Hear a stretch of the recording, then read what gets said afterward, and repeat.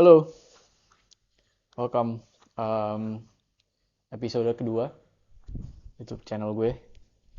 Hari ini gue mau bahas Senegal versus Belanda. Eh, Lalu ada pertandingan Polandia melawan Meksiko dan barusan gue nonton Jerman melawan Jepang. Dan gue akan ngebahas sedikit soal Argentina melawan Arab Saudi karena jujur aja gue nggak nonton pertandingannya. Kita langsung mulai aja di pertandingan Senegal melawan Belanda. Belanda menang 2-0 melawan Senegal. Eh tapi kalau lu nonton sepanjang pertandingan ya, 90 menit itu praktis dua-dua saling menyerang, saling jual beli serangan, dua-dua saling bisa dibilang hampir sama kekuatannya. Senegal gila ya. Maksud gue eh, mereka determinasinya tinggi, pemain-pemainnya punya kecepatan, punya skill individu. Ismail Assar dari sebelah kiri. eh untuk Belanda, oke kita bahas dari formasi dari masing-masing tim ya. Jadi Senegal bermain 4-2-3-1, Belanda 3-4-1-2. Di sini yang mau gue highlight adalah dari sisi Belanda dulu ya. Jadi 3-4-1-2, tiganya itu ada Nathan Ake, Virgil van Dijk dan Matthijs de Ligt. Dan empatnya di depan back itu ada Daley Blind, uh, Frankie De Jong, Berghuis sama Dumfries. Tiga attackingnya ada Gakpo, Bergwijn sama Victor Jansen. Nah, dilihat dari formasinya ini sendiri 3-4-1-2. Gue sih mau highlight terlebih di barisan depan ya. Ini benar-benar nggak ada sama sekali kayak nggak kenal satu sama lain. Mungkin mereka nggak pernah main bareng, tapi menurut gue ini salah satu blunder yang diambil oleh Van Hal. Terlepas Depay memang belum bisa bermain ya full time karena pasca cedera. Tapi pemilihan 3-4-1-2 ini dengan Gakpo di belakang dua striker Bergwijn dan Klaassen eh teruntuk untuk dua striker di depan ya Bergwijn dan Victor Jansen ini menurut gue benar-benar nggak ada chemistry sama sekali ya.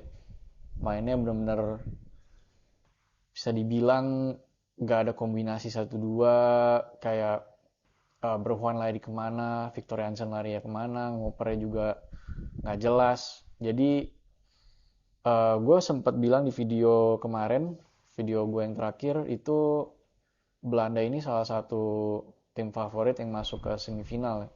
Tetapi untuk melihat pertandingan kemarin, gaya bermainnya dan lain-lain itu menurut gue sangat-sangat susah lah kalau untuk lu nembus ke semifinal dengan bermain seperti itu. Walaupun di atas kertas mereka menang 2-0. Cuman skor itu tidak menggambarkan permainan mereka aslinya seperti apa ya di lapangan tuh seperti apa. Dan di midfielder, empat midfielder, sebelah kiri itu ada Daley Blind. Daley Blind kan udah senior banget ya, udah tua. Gue nggak tahu dia umur berapa, maybe hampir 40. Speednya udah jelas berkurang. Dan dua midfielder, bisa dibilang dua holding midfielder ini kan ada Berghuis sama Frankie De Jong. Frankie De Jong itu kan lebih mengatur serangan ya. Tapi untuk sisi defense ini benar-benar bisa dieksploitasi banget sama Senegal. Jadi ini salah satu blunder juga yang dilakukan oleh Van Hal.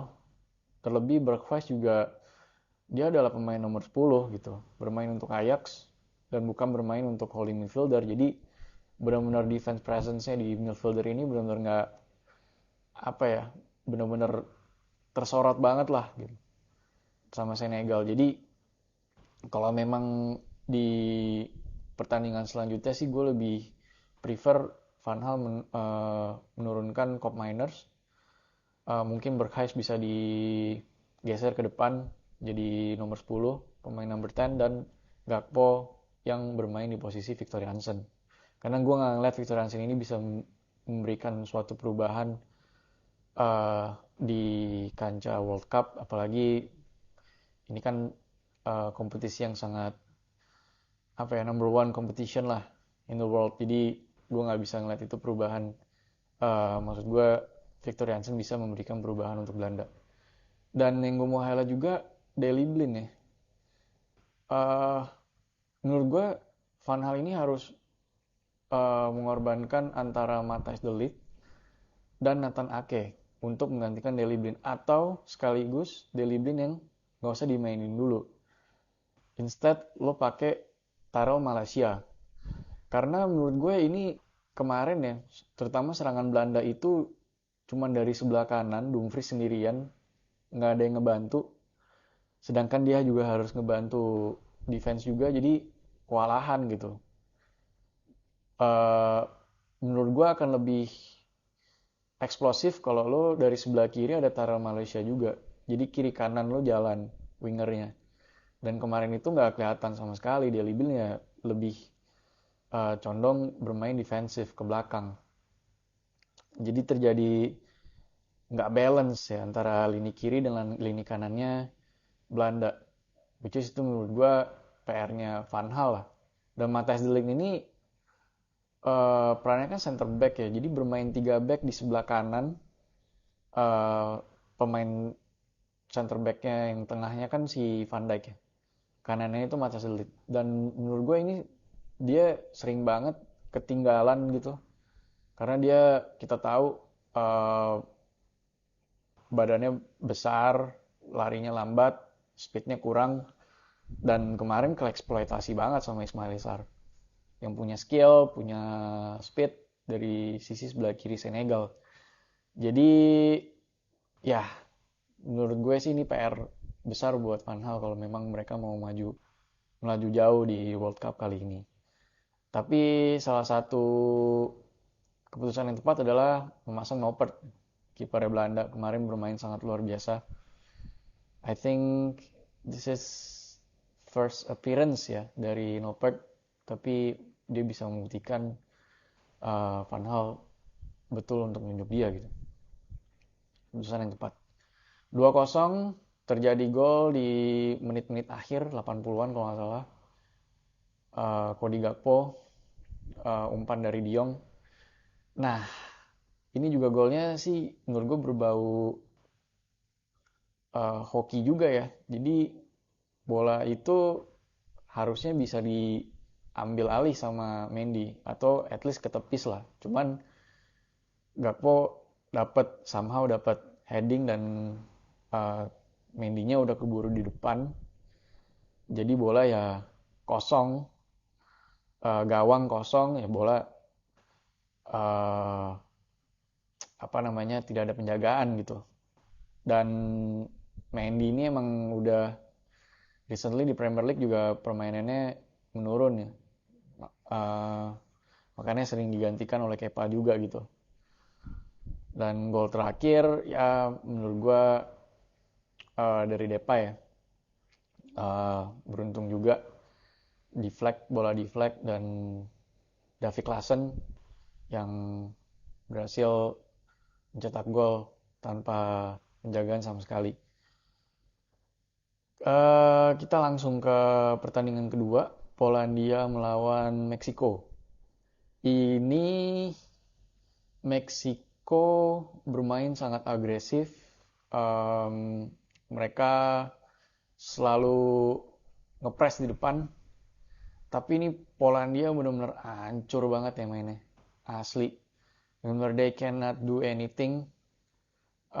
Walaupun di situ ada sosok Lewandowski. Dan Lewandowski mendapatkan penalti. Tapi gagal dikonversi. It happens. Dan kita tahu kiper Meksiko ini Ochoa yang selalu memberikan element of surprises. Dia tercatat udah 5 kali World Cup kalau nggak salah ya. Dan pemain yang cukup senior, 37 tahun. Jadi benar-benar match yang membosankan banget kemarin Polandia-Meksiko. Tapi yang mau gue highlight, Meksiko ini Sebenarnya mereka ya dibilang create banyak chances juga enggak gitu. Mereka lebih bermain mengandalkan skill individunya Lozano di sisi kanan dan nomor 10-nya itu Vega kalau nggak salah. Jadi permainannya juga nggak bagus-bagus amat juga, cuman lebih mending dibanding Polandia gitu yang untuk formasi Polandia itu kan 4-1-4-1 ya. Cuman di atas kertas pas gue lihat sepanjang 90 menit itu gaya defending mereka itu justru 5-4-1. Praktis hanya meninggalkan Lewandowski di depan dan bermain sangat-sangat uh, low defensive lah. Jadi wah benar-benar kacau ini Polandia ya. Walaupun ya ada Lewandowski di situ tapi ya Lewandowski nggak bisa berbuat apa-apa karena nggak ada yang supply. Nothing impressive, nothing yang bisa gue bahas lanjut soal pertandingan itu karena memang benar-benar nggak ada apa-apa. Uh, Lanjut kita ke Jerman-Jepang. Ini pertandingan yang cukup seru kalau menurut gue. Jujur gue baru nonton itu di menit 40-an kalau nggak salah. Iya, karena gue baru pulang. Eh, Jerman praktis kalau gue lihat dari statistik ya, Jerman praktis menguasai pertandingan di eh, babak pertama, tapi mereka hanya mencetak satu gol, itu pun juga lewat titik penalti. Jadi yang mau gue highlight di sini adalah eh, mereka punya kualitas for sure. Pemain-pemain mereka sangat-sangat berkualitas. Mereka bisa create chances banyak, tapi mereka nggak bisa finishing karena di depan itu uh, strikernya Havertz. Mereka pakai 4-2-3-1 ya. Di belakang ada David Raum, Schlotterbeck, Rudiger, dan di kanannya ada Niklas Süle. Double pivotnya Gundogan sama Kimmich. There's no problem with that. Di tiga penyerangnya itu ada Muller, Musiala, dan Gnabry. Menurut gue juga itu nggak ada problem. Depannya Havertz. Nah, yang jadi masalahnya Havertz yang menurut gue. Karena Havertz itu kan lebih attacking midfield ya, bukan real striker yang bisa uh, punya clinical finishing di depan gawang gitu. Jadi walaupun gue nggak nonton di 40 menit pertama, tapi setelah gue nonton itu memang Havertz ini lebih condong bermain melebar untuk meminta bola dan Gnabry dan Muller yang akan masuk ke area penaltinya Jepang. Tapi tetap ini nggak bisa membuahkan gol gitu. Sampai akhirnya uh, mulai di babak kedua Jepang ngegas, langsung ngepres di depan 4 sampai 5 pemain kalau yang gue lihat tadi. Determinasi tinggi, langsung berubah 180 derajat. Enggak 180 derajat juga sih, lebay ya. Tapi Jerman tetap create chances, but still they couldn't kill the game. Mereka nggak bisa cetak gol, mereka nggak ada yang bisa finishing.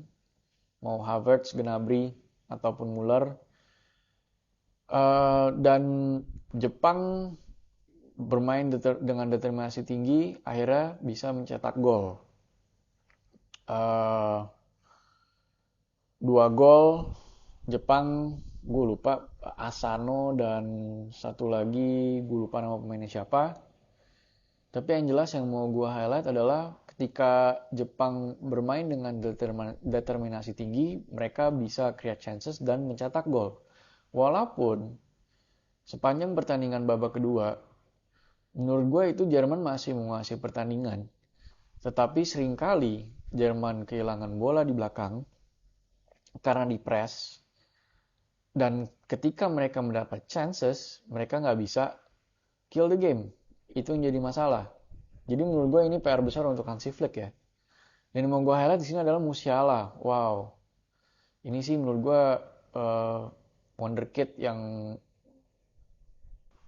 mainnya keren banget, terutama dari babak pertama 40 menit pertama yang gue nonton sampai menit-menit 70 atau 80-an, eh ketika Muller diganti ya.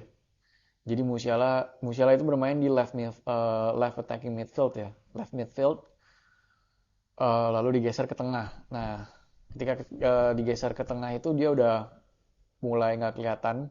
Tapi ketika dia bermain di left midfield itu, wow, keren banget ya mainnya. Dan menurut gue, he's a really good player, Musiala. Cuman still yang jadi permasalahannya adalah finisher. Dan tadi itu, jadi Jerman punya beberapa pilihan ya untuk pemain depan. Niklas Füllkrug sama Yusuf Moukoko. Di mana Niklas Füllkrug itu baru dimasukin di menit 80-an kalau gue nggak salah. 75 atau 80-an. Uh, is it too late? Menurut gue nggak juga. Tapi di menit-menit akhir itu, apalagi ketika Jerman udah ketinggalan, Jerman ini bermain sangat-sangat oportunis ya. Jadi bola-bola lambung ke depan, berharap Furkluk bisa heading, pantulin-pantulin bola ke rekan-rekannya. Dan memang ada beberapa chances, uh, contohnya ya Goretzka bisa dapat tendangan volley tapi melenceng. Jadi poin gue adalah, kalau memang Hansi Flick mau bermain dengan formasi yang sama ke depannya, ke match selanjutnya, ya menurut gue Havertz ini susah ya untuk diandalkan menjadi finisher, karena memang dia bukan finisher. Jadi ini PR besar untuk pelatih Jerman Hansi Flick. Dan gue mau highlight juga right backnya itu Niklas Süle ya. Niklas Süle ya kita semua tahu lah, dia adalah center back. Tapi pas gue lihat uh, timnya Jerman itu memang right back, pilihan untuk right back itu nggak ada. Murni sisanya hanya Klosterman. Kalau lu tahu Klosterman ini pemain Red Bull Leipzig, dia juga bermain sebagai center back. Jadi memang nggak ada pilihan nih untuk right backnya Jerman. Untuk left back dia masih ada David Raum, menurut gue bermain cukup solid. Tapi right back ini benar-benar yang nggak ada pilihan gitu. Jadi praktis Niklas Süle selama Jerman menyerang itu hanya bermain di belakang, David Raum yang ke depan. Mungkin ini bisa menjadi salah satu kendala juga untuk membangun serangan gitu. Karena kalau lo udah right back lo nggak coming from behind, lo bakal kelihatan cara mainnya seperti apa lama-lama kan. Dan terbukti di pertandingan ini Jepang bisa banget memutus serangan-serangan dari Jerman, apalagi di babak kedua. Dan mereka bermain cukup ngotot gitu ya, dan mendapatkan 2 gol. Mereka menang, which is a good game, very entertaining game buat gue. Dua wakil Asia yang sudah menang, Arab Saudi dan Jepang. Iran dan Qatar, yang kita tahu kemarin gue sempat bahas juga, kalah. Tapi gue sih ngerasa untuk grup E ini kan Jerman, Spanyol, Costa Rica sama Jepang ya. Menurut gue kan Jepang untuk laju maju ke babak selanjutnya itu masih terbuka, tapi masih lebih susah sih, karena kita lihat sih pertandingan Jerman melawan Spanyol nanti akan kayak gimana ya. Kalau memang seri atau Spanyol even menang melawan Jerman, ini akan menjadi advantage besar untuk Jepang bisa melaju ke babak 16 besar gitu. Tapi gue lihat sih Jerman masih seharusnya ya di atas kertas masih bisa lolos, karena memang mereka mempunyai squad yang mewah ya.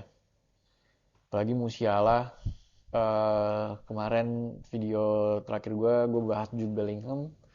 Ini 11-12 nih. Dua pemain ini menurut gue wonderkid yang bisa bersinar di Piala Dunia. Karena dilihat dari gaya bermain, decisionnya, dia tahu kapan harus dribbling, kapan harus passing, skillnya ada, speednya ada. Ini gue lagi bahas Musiala ya. Jadi ini pemain emang extraordinary menurut gue, keren, dan harusnya bisa dimanfaatkan semaksimal mungkin oleh Hansi Flick gitu. eh Lalu tadi di awal gue bilang akan bahas sedikit soal Arab Saudi sama Argentina. Jadi gue jujur aja gue nggak nonton, gue cuma nonton highlightsnya doang. Gol keduanya keren kalau menurut gue, Arab Saudi. Cuman kan seperti yang gue mention di video pertama gue, Argentina ini salah satu kandidat juara ya di Piala Dunia kali ini. Tapi yang gue nonton review-reviewnya pandit-pandit kita, terus yang gue lihat di Twitter, ini nih jadi Arab tuh mainnya ngotot. Kalau gue lihat sih hampir sama kayak Jepang ya. Dan somehow Argentina kebawa dengan permainannya Arab yang ngotot, gerasak gerusuk, fighting spirit tinggi.